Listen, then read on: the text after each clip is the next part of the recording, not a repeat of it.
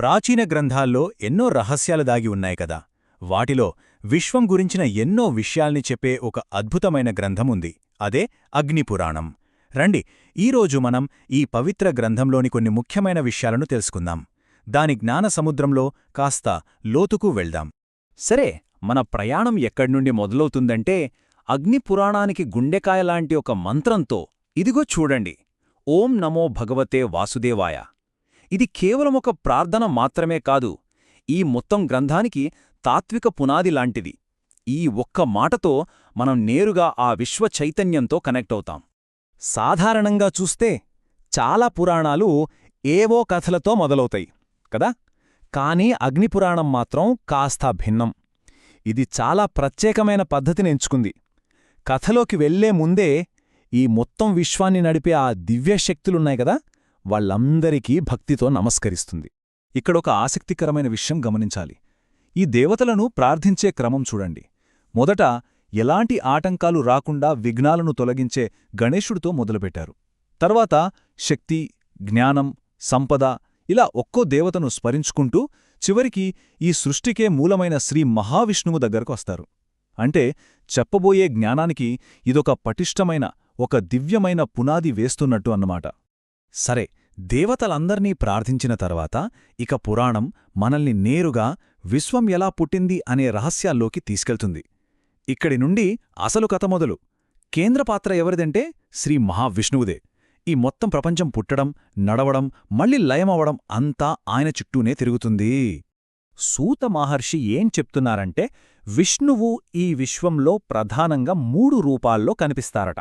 అందులో మొదటిది సృష్టికర్త, అంటే క్రియేటర్. ఆయన మనసులో అనుకున్నదే ఈ మొత్తం విశ్వంగా మారిందట. ఇక రెండో పాత్ర స్థితికారుడు, అంటే సృష్టించి వదిలేయడం కాదు, దాన్ని నిలబెట్టాలి, కాపాడాలి కదా, ఆ పని కూడా ఆయనే చూసుకుంటారనమాట. ఈ ప్రపంచంలో మనం చూసే ప్రతి బ్యాలెన్స్, ప్రతి సమతుల్యతకు ఆయనే ఆధారం. మరి మూడోది, చివరిది లయకారుడు. ఇక్కడ నాశనమంటే అంతం కాదు, ఒక సైకిల్లాంటిది. ప్రతి పుట్టుక, మరణం, మళ్ళీ పునరుద్ధరణ ఇవన్నీ ఈ లయంలో భాగమే. సో సృష్టి, స్థితి, లయ ఈ 3 వేరువేరు కాదు, ఒకే మహాశక్తికి 3 రూపాలని అగ్నిపురాణం చాలా అద్భుతంగా వివరిస్తుంది. అయితే ఈ సృష్టిచక్రం అసలు ఎలా నడుస్తోంది, ఏ నియమం ప్రకారం పనిచేస్తుంది అనే ప్రశ్న వస్తుంది కదా. దానికి సమాధానమే కర్మ. అగ్నిపురాణం ఏం చెప్తోందంటే, ఈ విశ్వం మొత్తం కర్మ అనే ఒకే ఒక్క ప్రాథమిక సూత్రం మీద నడుస్తుందట. సింపుల్గా చెప్పాలంటే, మనం ఏది చేస్తే అదే మనకు తిరిగి వస్తుంది. ఈ పురాణాన్నే మనం అస్సలు తక్కువ అంచనా వేయలేం. ఎందుకంటే ఇది సాక్షాత్తు యజ్ఞం జరుగుతున్నప్పుడు బయటకొచ్చిందట. అందుకే దీనికి వేదాలతో సమానమైన గౌరవం, ప్రాముఖ్యత ఇచ్చారు. దీన్ని బట్టే అర్థం చేసుకోవచ్చు హిందూ సంప్రదాయంలో దీని స్థానం ఎంత గొప్పదో. సరే, ఇప్పుడుదాకా విశ్వం, సృష్టి ఇలా పెద్ద పెద్ద విషయాలు చూశాం. ఇప్పుడు కథనం నెమ్మదిగా మన స్థాయికి, అంటే మానవ స్థాయికి వస్తుంది. ఇక్కడే ఋషులు మనందరి మదిలో మెదిలే కొన్ని ప్రాథమిక ప్రశ్నలు అడగడం మొదలుపెడతారు. అసలు జీవితానికి అర్థమేంటి అనే మానవాళి అన్వేషణకు ఈ ప్రశ్నలే అద్దం పడతాయి. వాళ్ళడిగిన ప్రశ్నల్లో అన్నిటికన్నా ముఖ్యమైనదిదే, ఈ సంసార సాగరాన్ని ఎలా దాటాలి అని. సంసార సాగరమంటే ఏంటో తెలుసుకదా? ఈ పుట్టుక, మరణం, మళ్లీ పుట్టడమనే ఈ చక్రం. ఇది చూడ్డానికొక ప్రశ్నలా ఉన్నా నిజానికి ఈ చక్రం నుండి బయటపడాలని మానవాత్మ చేసే ఒక ఆక్రందన ఇదే.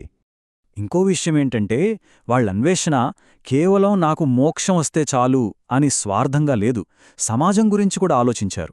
చూడండి, బ్రాహ్మణుల పాత్రేంటి, రాజులేం చెయ్యాలి, అసలు ఈ లోకంలో ధర్మానికున్న స్థానమేంటి, ఇలాంటి ప్రశ్నలు అడిగారంటే వాళ్ళు ఎంత లోతుగా ఆలోచించారో మనం అర్థం చేసుకోవచ్చు. మరి ఇన్ని లోతైన ప్రశ్నలు అడిగారు కదా, వీటికి సమాధానం ఏంటి, ఎలా దొరుకుతుంది? అక్కడే మన కథ చివరి భాగానికి వస్తుంది. ఈ ప్రశ్నలన్నింటికీ సమాధానమే అగ్నిపురాణం అని చెప్తున్నారు. ఇది కేవలం పుస్తకం కాదండి, అంతకు మించి చాలా ఎక్కువ. ఇక్కడే మనం ఒక ముఖ్యమైన విషయాన్ని అర్థం చేసుకోవాలి. అగ్నిపురాణం అంటే కేవలం కొన్ని అక్షరాలు, కొన్ని పేజీలున్న పుస్తకం కాదు. అది ఒక జ్ఞాన జ్వాల లాంటిది.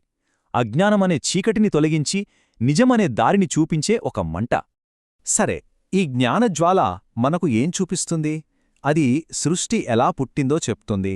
ఈ సమాజంలో మన బాధ్యతలేంటో గుర్తుచేస్తుంది. అన్నిటికన్నా ముఖ్యంగా ఆ సంసార సాగరాన్ని దాటి మోక్షం పొందడానికి దారి చూపిస్తుంది. ఆ పరమాత్మను చేరడానికి అగ్నిపురాణం 3 దారులు చూపిస్తోంది. 1 జ్ఞానం ద్వారా ఆరాధించడం, 2 ఏమీ ఆశించకుండా కర్మ చేయడం, 3 పూర్తి భక్తితో ఆరాధించడం. ఈ 3 దారులు వేరువేరుగా కనిపించినా చివరికన్నీ చేరేది ఒకే గమ్యానికి. ఈ మాట చూడండి, ఎంత లోతైనదో. కాంతికి అతీతంగా, చీకటికి అతీతంగా పరబ్రహ్మం ప్రకాశిస్తాడు. అంటే మనం అనుకునే మంచి, చెడు, వెలుగు, చీకటి వీటన్నింటికీ అప్పరం ఒక దివ్యమైన శక్తి ఉంది అని ఇది మనకు గుర్తుచేస్తోంది. సరే, ఈరోజు మనం తెలుసుకున్న ఈ విషయాలను ఒక ఆలోచింపజేసే ప్రశ్నతో ముగిద్దాం. అగ్నిపురాణం మన చేతికి జ్ఞానమనే ఒక జ్వాలనిచ్చింది. కాని ఈ మంచి, చెడు, వెలుగు, చీకటికి అప్పురం మన జీవిత మార్గాన్ని అసలు ఏది నిర్దేశించాలి? ఆలోచించండి.